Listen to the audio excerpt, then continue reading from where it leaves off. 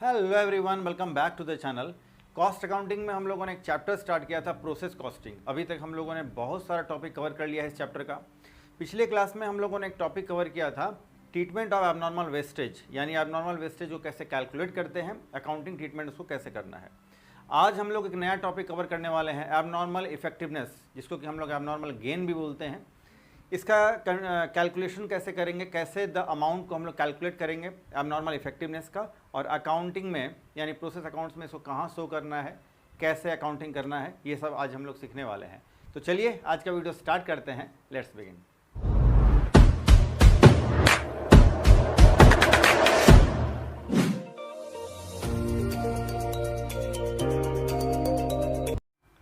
Abnormal effectiveness का मतलब होता है एबनॉर्मल गेन।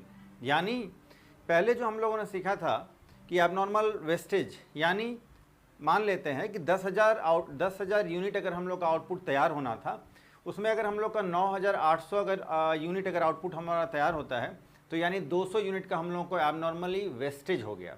ठीक है, लॉस होता है, प्रोसेस अकाउंट के क्रेडिट साइड में शो करते थे। अब क्या है, अगर किसी प्रोसेस में हम लोगों को अगर आउटपुट तैयार होना था, मान लो 10,000 यूनिट, 10,000 यूनिट, और अगर उसमें 10,100 या 10,200 यानी जितना यूनिट तैयार होना था, उस इनपुट से ज़्यादा अगर आउटपुट अगर आपका प्रोड्यूस हो जाता है, तो एबनॉर्मली जो 100-200 यूनिट जो ज़्यादा प्रोड्यूस हो गया है, एक्स्ट्रा प्रोड्यूस हो गया है, सरप्लस प्रोड्यूस हो गया, इसको हम लोग बोलते हैं एबनॉर्मल इफेक्टिवनेस यानी एबनॉर्मल गेन। इसको प्रोसेस अकाउंट के डेबिट साइड में हम लोग शो करेंगे। और कैलकुलेट कैसे करना है, तो total cost of the output divide by total units, number of units produced हम लोग करेंगे। आइए देखते हैं।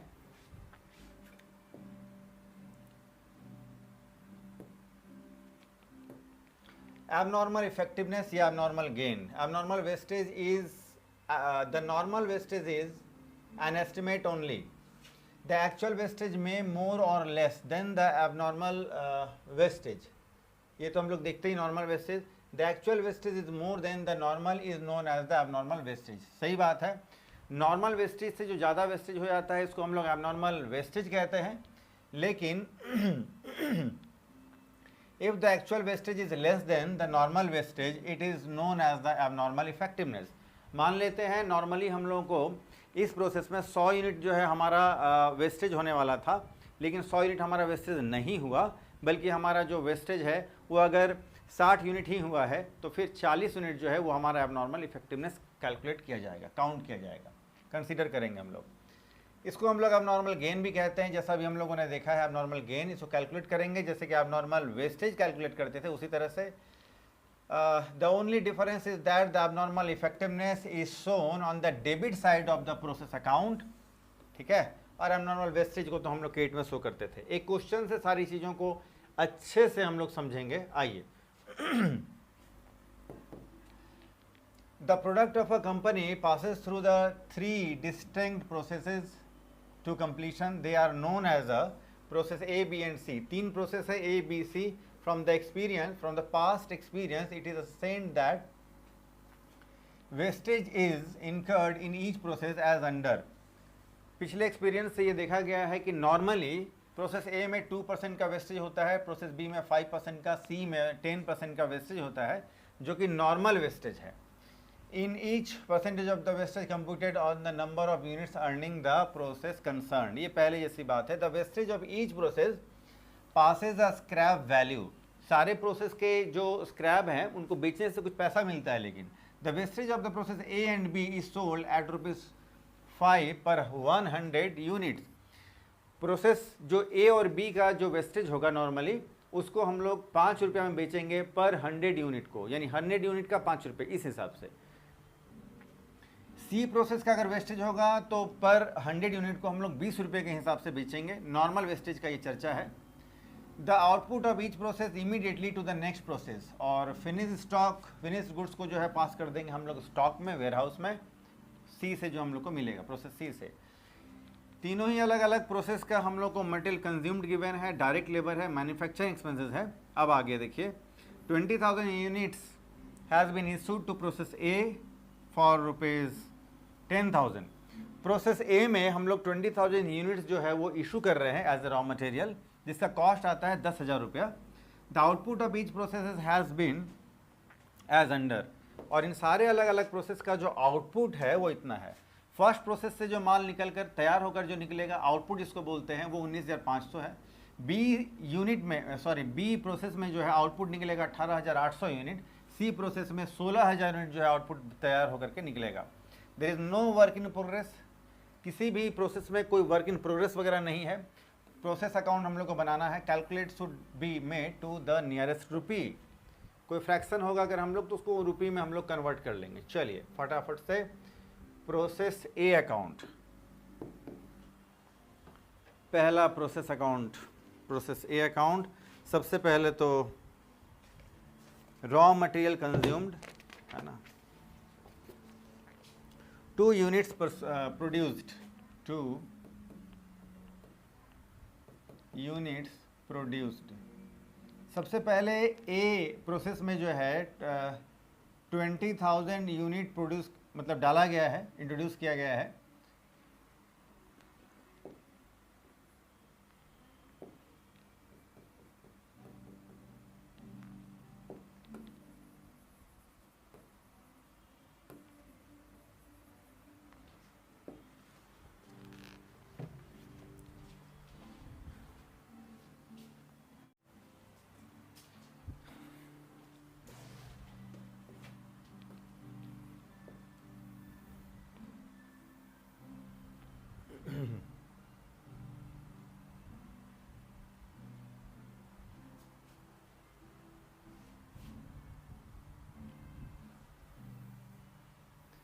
सबसे पहले प्रोसेस ए अकाउंट बनाएंगे हम लोग। तो सबसे पहले 2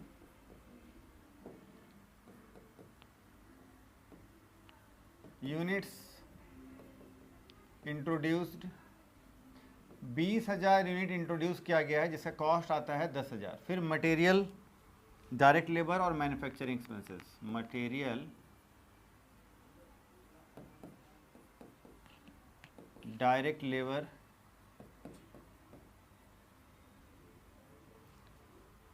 और मैन्युफैक्चरिंग एक्सपेंसेस।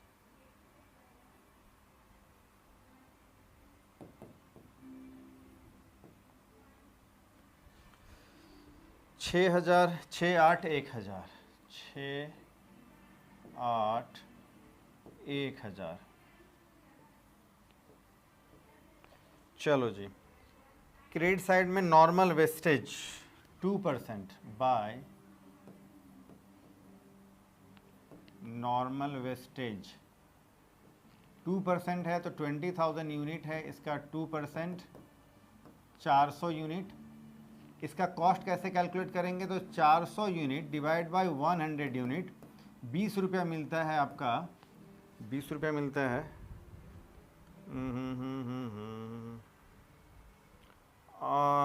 5 रुपया मिलता है, सॉरी ये तो सी के लिए है, 5 रुपया मिलता है पर 100 यूनिट। तो ये हो जाएगा 20 रुपये, ये कैलकुलेट होकर के आ जाएगा। ठीक है, अब देखिए ये 20,000 यूनिट, 10, 6, 16, 24, 25,000। चलो जी तो ये 20,000 यूनिट का यहाँ डिटेल डाल देना है आपको, और ये 25,000। क्वेश्चन में कहते हैं 19,500 यूनिट जो है आउटपुट निकलता है इस प्रोसेस से। तो बाय प्रोसेस बी अकाउंट जो भी आउटपुट होगा उसको हम लोग बी प्रोसेस में ट्रांसफ़र कर देंगे। 19,500 यूनिट यहाँ प्रोड्यूस होता है। 19,500 और 400 ये 19,900, 19,900 हो रहा है। 100 यूनिट कहाँ चला गया जी? 100 यूनिट हो गया एबनॉर्मल वेस्टेज, यहाँ डालना पड़ेगा बाय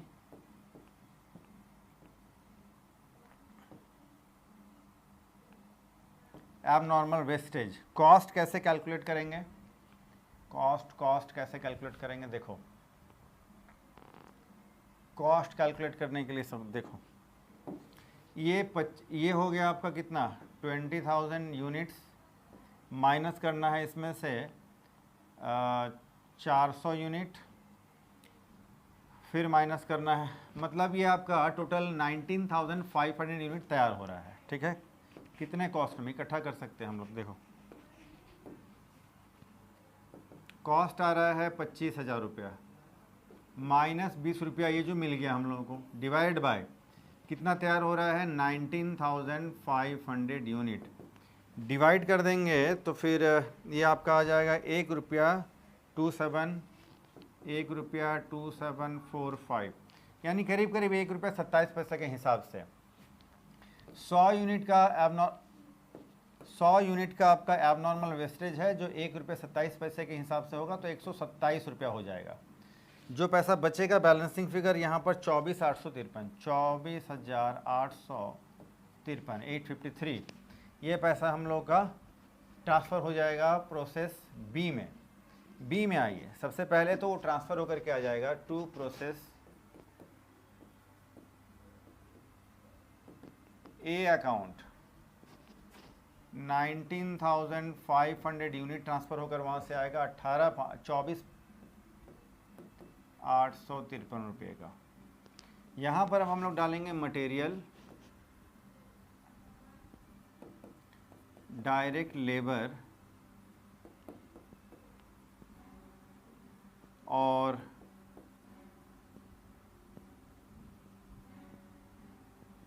मैन्युफैक्चरिंग एक्सपेंसेस 461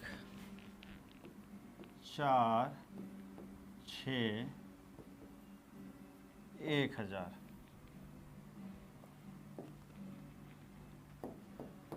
आइए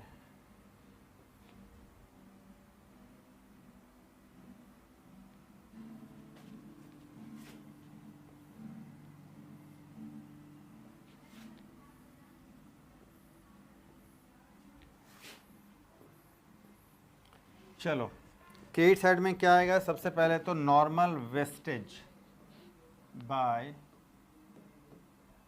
नॉर्मल वेस्टेज। नॉर्मल वेस्टेज इस प्रोसेस में है 5%, तो टोटल कितना है 19,500 यूनिट, इसका 5% जनरली नॉर्मली वेस्टेज होता है 975 यूनिट, 975 यूनिट। तो 9 से कॉस्ट कितना मिलेगा 975 यूनिट पर 100 में मिलता है 5 रुपये के हिसाब से। इसका कितना मिलेगा फिर, तो इसका मिलेगा 49 रुपया। ठीक है, अब क्वेश्चन में गिवन है 18,800 यूनिट तैयार होता है बाय 18,800 यूनिट तैयार होता है। अब आप देखिए ध्यान से, 18,800 प्लस 900, 8 और 9 17, 27,275 हो जा रहा है ना, सॉरी 19,775 यूनिट तैयार हो जा रहा है, 19,775 यूनिट है ना, 19,775 यूनिट तैयार हो गया। तो हम लोगों को जितना तैयार होना था उससे ज़्यादा यूनिट तैयार हो गया ना। देखिए टोटल कितना होना था, होता था 19,500, लेकिन एक्स्ट्रा कितना हो गया, तो 19,500 में से देखिए 275 यूनिट, ये 1,000 कहाँ से, ये 1,000 इसका है, तो यहाँ पर जो एक्स्ट्रा हो जा रहा है इसको हम लोग बोलेंगे, यानी टोटल आपका आना था 18,800 यूनिट जो आपका तैयार हो गया एक्चुअली में, दोनों को ऐड करेंगे तो 19,775, लेकिन होना कितना था टोटल 19,500। तो 275 यूनिट जो एक्स्ट्रा हो जा रहा है, डेबिट में देखिए बैलेंस भी आ रहा है 275 यूनिट का, इसको हम लोग बोलते हैं टू एबनॉर्मल गेन या एबनॉर्मल इफेक्टिवनेस। तो एबनॉर्मल इफेक्टिवनेस 275 यूनिट का हो गया। इसका कॉस्ट कैसे कैलकुलेट करेंगे, देखो जी, डेबिट का अगर हम लोग टोटल करेंगे ये होगा आपका क्रेडिट का टोटल करेंगे हम लोग, ये हो जाएगा 36,385, 36,385, ठीक है। अब ध्यान से देखो जी, 36,385 में जो है कितना यूनिट तैयार हो रहा है, 18,800 यूनिट तैयार हो रहा है। डिवाइड कर देंगे 18,800, 36,385, 36,385 डिवाइड बाय 18,800, ये हो रहा है 1 रुपया 93 पैसा 94 पैसा के आसपास, 1.9327 के आसपास हो रहा है ये, ठीक है। तो 1 रुपया 94 पैसा मान लेते हैं, तो ये हो जाएगा by process C account. Process C में हम लोग ट्रांसफ़र कर देंगे, तो 18,800 मल्टीप्लाइड विथ 1 रुपया 93,277 के आसपास होता है ये। इस हिसाब से 36,336 ये हो जाएगा। यहाँ पर जो बैलेंस आ जाएगा, इसको हम लोग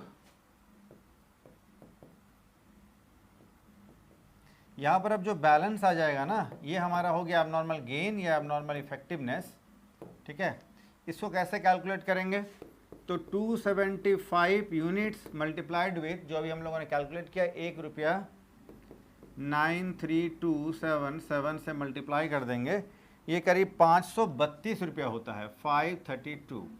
एबनॉर्मल वेस्टेज जो पहले होता था उसको हम लोग क्रेडिट साइड में ट्रांसफ़र करते थे। एबनॉर्मल अगर गेन या इफेक्टिवनेस हो गया तो डेबिट में ट्रांसफ़र करते हैं, ठीक है। कैसे कैलकुलेट करते हैं, जैसे एबनॉर्मल वेस्टेज कैलकुलेट करते थे उसी ढंग से करेंगे, यानी जितना आपका फाइनली कॉस्ट आ रहा है आउटपुट का और डिवाइड बाय जितना यूनिट प्रोड्यूस हुआ है, पहले जैसा ही करते हैं। चलो अब उधर से ट्रांसफ़र होकर के हमारे पास आ जाएगा ये to process B account. 18,800 unit तैयार होकर के उधर से आएगा, जिसका कॉस्ट होगा आपका 36336। अब यहाँ पर आपको डालना है मटेरियल,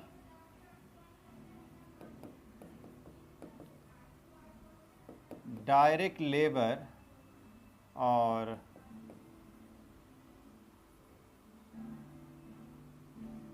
मैन्युफैक्चरिंग एक्सपेंसेस, 2-3-1500, 2-3-1500, ठीक है।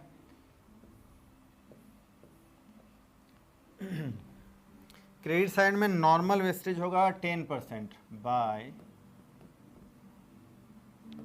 नॉर्मल वेस्टेज 10%, तो 18,800 यूनिट है, इसका 10% 1880 यूनिट, ठीक है। पैसा कितना मिलेगा, 1880 यूनिट डिवाइड बाय 100 यूनिट, और यहाँ पर मिलता है 20 रुपये के हिसाब से मिलता है, ठीक है। तो ये कितना हो जाएगा जी, कैलकुलेट करके 376, ठीक है। अब देखो 18,800 42,836 गुड्स कितना तैयार हो रहा है, 16,000 यूनिट तैयार हो रहा है। देख लो जी, 16,000 यूनिट तैयार हो रहा है, टोटल होना चाहिए, लेकिन 18,800 में से जो इतना चला गया। कॉस्ट आ रहा है 42,836, ये वाला कॉस्ट हम लोगों ने उधर लिख लिया, 18,800 हम लोगों ने ये लिख लिया। अब 16,000 एक 17,000 तो 18,800 यूनिट माइनस 1,880 यूनिट, तो ये आपका करीब 920 यूनिट का घपला हो गया, घट रहा है 920 यूनिट, ठीक है। जितना घट रहा है उसको हम लोग ट्रांसफ़र कर देंगे, सॉरी, बाय एबनॉर्मल लॉस। फिर से एबनॉर्मल लॉस हो गया है इस प्रोसेस में, इसका 920 यूनिट, इसका कॉस्ट कैसे निकालेंगे, फिर पहले जैसा करेंगे हम लोग। यानी 42,836 माइनस कर देंगे 376, और इतने में कितना यूनिट तैयार हो रहा है? इतने में यूनिट तैयार हो रहा है आपका 16,000 यूनिट तैयार हो रहा है। डिवाइड कर देंगे, एक यूनिट का कॉस्ट आ जाएगा आपका 2.50944, ये कॉस्ट आ गया। इसी हिसाब से अब नॉर्मल वेस्टेज, इसी हिसाब से फिनिश स्टॉक, तो ये हो जाएगा 920 इंटू 2.50944, और ये आ जाएगा 202309। ठीक है, ये हो गया। अब इसका क्या है, तो ये तो फिर उसी हिसाब से by finished stock account, finish stock में ट्रांसफ़र कर देंगे 16,000 यूनिट, ₹2.50 करीब करीब 944 के हिसाब से। तो ये आपका कॉस्ट आ जाएगा 40,151 रुपया।